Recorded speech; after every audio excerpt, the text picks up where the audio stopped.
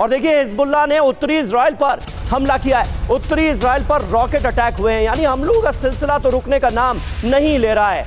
Hezbollah ने north Israel के इस इलाके को एक बार फिर किया है हिट। और वहीं दूसरी ओर ईरान के खिलाफ यूएस का बड़ा ऑपरेशन जारी है। 4 B-2 बॉम्बर्स से कई टारगेट पर हमले किए गए, कई टारगेट पर अटैक हुए हैं और हमले के बाद वापस लौटे हैं B-2 बॉम्बर्स।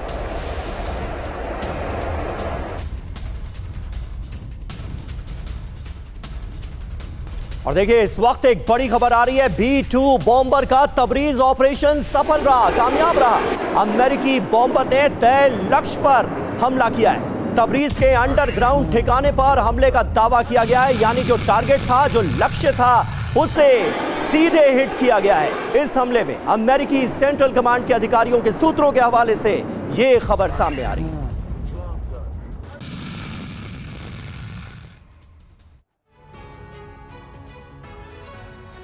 और ईरान युद्ध की वजह से दुनिया के कई देशों में बड़ा तेल संकट आ गया है और अब रूस ने ऐसा फैसला लिया है जिससे यह क्राइसिस और भी बढ़ सकती है।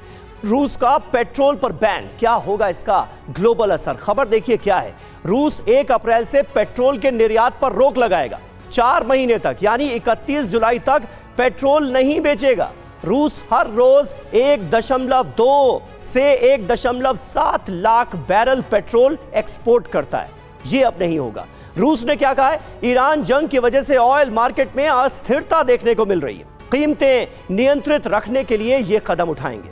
घरेलू सप्लाई बनाए रखने के लिए ये उपाय किए जा रहे हैं। अब इसका ग्लोबल असर क्या पड़ सकता है, ये समझिए। रूस दुनिया के प्रमुख ऊर्जा निर्यातकों में से एक है। रूस से पेट्रोल खरीदने वाले देशों की मुश्किल बढ़ेगी। दुनिया में पेट्रोल की कीमतों में और ज्यादा इजाफा होगा। कमांडर बिक्रमजीत सिंह, जो जंग के हालात आप अभी देख रहे हैं, जो खबरें आप देख रहे हैं, उसमें कहीं से कोई आसार आपको नजर आ रहा है क्या? क्या कोई सिल्वर लाइनिंग आप देखते हैं, खास करके अमेरिकी वाइस प्रेसिडेंट जेडी वेंस के बयान में, जिसमें वो ये कहते नजर आए कि ईरान में जो हमारे लक्ष्य थे हमलों के पीछे, जंग के पीछे, वो हमने हासिल कर लिए। समीर जी, मैं ये बात आपको कहना चाहता हूँ कि देखिए, 2 ऑब्जेक्टिव हम लेके चलते हैं जब भी हम कोई आक्रमण करते हैं। एक मिलिट्री ऑब्जेक्टिव, एक पॉलिटिकल ऑब्जेक्टिव। ये बात हम पहले भी कर चुके हैं।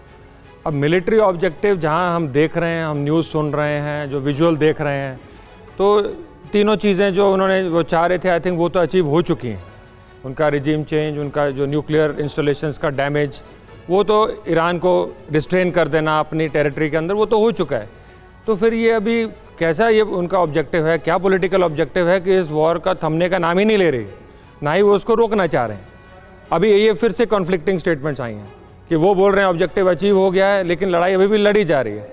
तो इसमें एक डाइकोटमी साफ नज़र आ रही है। दूसरी बात जहां आपने की कि वो ये लड़ाई, देखिए फिर ये हमारे सामने आ रहा है कि लड़ाई शुरू करना तो आसान था।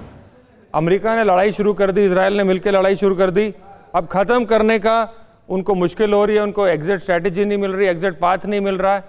कभी वो लाइफलाइन दे रहे हैं कि हाँ जी मैं पॉज दे रहा हूँ, और उसी लाइफलाइन के दौरान अपना बिल्डअप भी कर रहे हैं, मरीन्स लेके जा रहे हैं, लैंडिंग की तैयारी कर रहे हैं, नेवल ऑपरेशन की तैयारी कर रहे हैं। अगेन इसमें कॉन्फ्लिक्ट है, तो इसको अभी ख़त्म करना मुश्किल लग रहा है।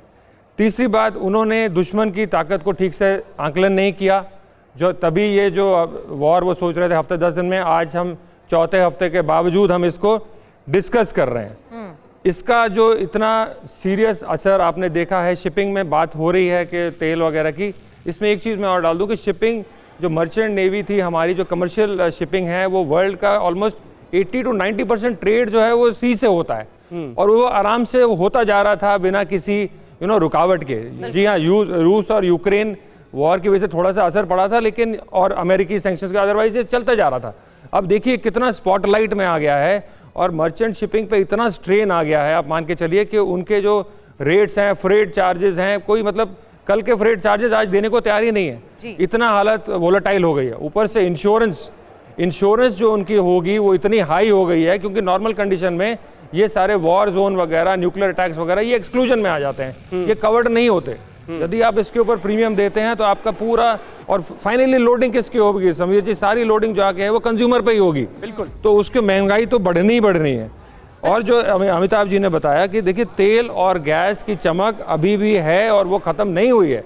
रिन्यूएबल एनर्जी की बात कर रहे थे जनरल साहब, रिन्यूएबल एनर्जी हमने कोशिश कर रहे हैं कि हम इलेक्ट्रिक हो जाएं, लेकिन तेल और गैस की चमक नहीं ख़त्म हुई है, आगे आने वाले सालों में नहीं खत्म होगी। देश अभी भी उसके लिए लड़ रहे हैं। बिल्कुल, कुल मिलाकर सर यहाँ पर असर तो हो रहा है साफ तौर पर। जैसे महंगाई बढ़ रही है, लोगों का प्रदर्शन, विरोध देखने को मिल रहा है, नाराजगी भी बढ़ती जा रही है और जो हालात बन रहे हैं उससे तो लग रहा है कि और भी ज्यादा हालात बद से बदतर हो सकते हैं। यूएई में ड्रोन हमले के शिकार हुए हैं यूक्रेनी। एक बड़ी खबर आपको बताते हैं, यूएई में लगातार हमले जारी हैं, ड्रोन अटैक हो रहे हैं और शिकार हुए हैं यूक्रेनी। एंटी ड्रोन सिस्टम गोदाम पर हमले में मौत की खबर, 21 सैन्य अधिकारियों के मारे जाने की आशंका है। तस्नीम न्यूज एजेंसी की रिपोर्ट में दावा।